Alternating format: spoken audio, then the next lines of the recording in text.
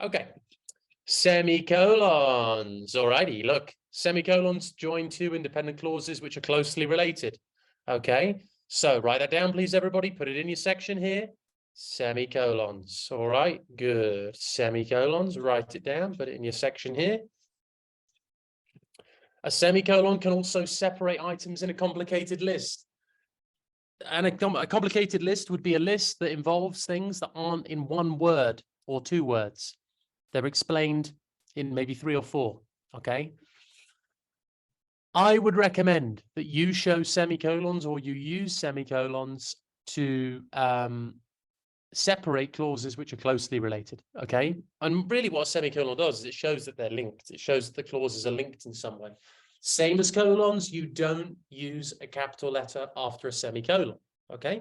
So remember those things, write them down in your little box that you've got so that you have that available to you, because semicolons is something that definitely, if you can use those, the examiner is going to think, okay, nice, this student is doing stuff slightly differently, okay? So that's very, very good. Well done. Okie dokie. Well done, everybody. Super stuff.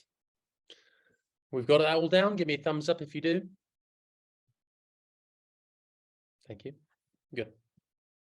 Okay, look at some examples then, please. Semicolons. Let's see.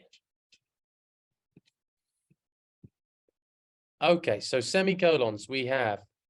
We can go to the museum to do research.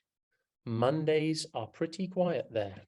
Semicolons. We can go to the museum to do research. Mondays are pretty quiet there. Okay. That there is a semicolon separating two clauses that are very closely related. Do you see how, we can go to the museum to do research is stating that they're going to the museum to do an activity. And then you state that the Mondays at the museum are pretty quiet. Okay, so that's related. And this is a complicated list if you want to write down this example. My plan included taking her to dinner, okay, going to the park, which, as you know, is beautiful at sunset, and dancing in the moonlight. Okay, my plan included taking her to dinner, going to the park, which, as you know, is beautiful at sunset, and dancing in the moonlight. Okay, so there you go. That's the complicated list right there. And if we have a look at how we actually want to do it on exam day, I would highly recommend that we use it like this to separate two independent clauses that are very closely related. I have my 11+ exam tomorrow, semicolon, I can't go out tonight.